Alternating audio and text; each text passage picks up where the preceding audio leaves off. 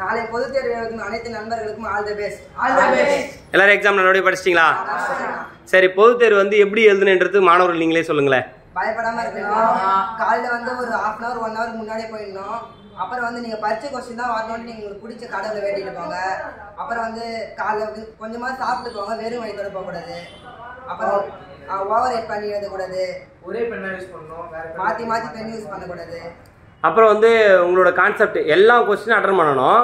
ஆனால் வந்து பார்த்தோன்னா தெளிவான ஆன்சர் எதுனா எப்படி எழுதணும்?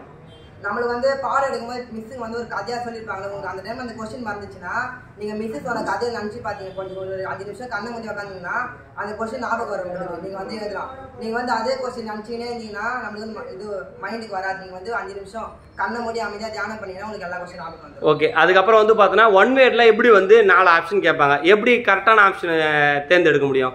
1 வேர்டு வந்து 10 வந்து புக் பேக் தான் வரும். புக் பேக் 10 படிச்சிங்கன்னா 10 அட்டன் பண்ணலாம். மீதி 5 தான் ஒரு பாடல் கொடுத்துட்டு அந்த மாதிரி கேட்பாங்க. நீங்கள் வந்து அந்த பாடலை படித்து பார்த்துட்டு நீங்களே வந்து மிஸ்ஸு சொன்னதை வச்சு மிஸ்ஸு சொல்லியிருப்பாங்க உங்களுக்கு இந்த மாதிரி கதையாக சொல்லுவாங்க, அதை வச்சு நீங்கள் வந்து 1 வேர்ட்லாம் எழுதிடலாம். சரி, 2 மார்க்ஸில் இதெல்லாம் ரொம்ப ரொம்ப இம்பார்ட்டன்ட் சொல்லலாம். நாளைக்கு கேட்கறதுக்கு வாய்ப்பு இருக்குது. 2 மார்க்ஸில் திருக்குறள் ஒன்று கன்ஃபார்மாக வந்துடும். ஓகே, 9 திருக்குறள் படிச்சுக்கணும். அப்புறம் வந்து அவையம் மெய்கீர்த்தி எல்லாம் இம்பார்ட்டன்ட் தான். ஓகே, 2 மார்க் வந்து இம்பார்ட்டன்ட் சொல்ல முடியாது. திருக்குறள் மனப்பாட பாட்டு அதெல்லாம். ஓகே, இப்போ 5 மார்க்கில் பொறுத்த வரைக்கும் உங்களுக்கு ஈஸியாக தெரியல, இதெல்லாம் அட்டன் பண்ணலாம் அப்படின்னா எதை அட்டன் பண்ணலாம்? காட்சியை கண்டு கவினூறு, ஓகே, கடிதம் எழுதுதல், அதெல்லாம் வந்து ஈஸியாக படிவம், அதெல்லாம் ஈஸியாக ஸ்லோனஸ்லாம் ஈஸியாக மாற்றிக்கலாம்.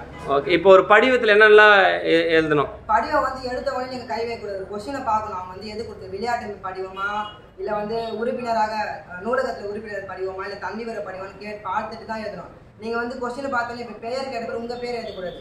கொஸ்டின் வந்து அவங்க பேர் கொடுத்துருப்பாங்க, பேர், அட்ரஸு, தந்தை பேர் எல்லாமே இருக்குது. கொஸ்டினை படித்து பார்த்துட்டு எழுதணும். கொஸ்டினில் வந்து தன்னிவர படிவத்தை நிரப்பகன்னு கொடுத்தா மட்டும்தான் உங்களோட அட்ரஸ் வந்து எல்லாம் போடணும். ஓகே, இப்போ படிவம் ஓகே. இப்போ வந்து பார்த்தோன்னா உங்களுக்கு இந்த காட்சி கண்டு கவினூறும்ல, அதில் என்ன பேசிக்காக எப்படி கேட்டாலும் எப்படி எழுதுவீங்க? நல்லா படிக்கிறவங்க வந்து அவங்க மைண்டுக்கு வந்து எழுதலாம். ஸ்லோனஸ் வந்து அவங்களுக்கு வந்து ஒரு பேராகிராஃப் மாதிரி கொடுத்துருப்பாங்களே, கண்ணை கவரும் ஓவியம், அந்த மாதிரி அந்த கான்செப்ட் வந்து இருக்கணும். சரி, அப்புறம் வந்து இந்த மொழிபெயர்க்க கேட்பாங்க. மொழிபெயர்ப்பு வந்து தமிழ்ல இருக்க, இங்கிலீஷ்ல இருக்கிறது தமிழ் எழுதணும். நீங்க அதை படிச்சு பார்த்துட்டு அப்படியே எழுதலாம். இல்லை சாய்ஸ்ல விட்டுட்டு உங்களுக்கு வந்து ஒரு ஓன் கொஸ்டின் கேட்பாங்க.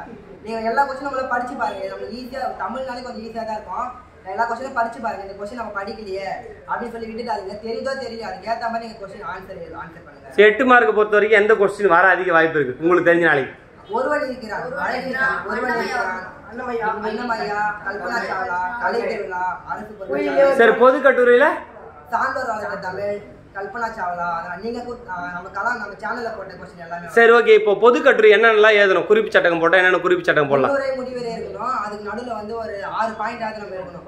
6 எத்தனை பக்கம் 8 மார்க் எழுதணும் குறைஞ்சபட்சம்? ஒரு 4 பக்கம் கிட்ட. 4 பக்கம். ஆனா அதுல வந்து கான்செப்ட் வந்து நம்ம வந்து கதையில எழுதணும்னா அவங்க படிச்சு பாத்துறாங்க. நம்ம வந்து கான்செப்ட் கரெக்டா இருக்கும் அதுக்கு ஏத்த மாதிரி. ஓகே, எல்லாருக்கும் வந்து பார்த்தோன்னா நல்லபடியாக எக்ஸாம் எழுதுங்க.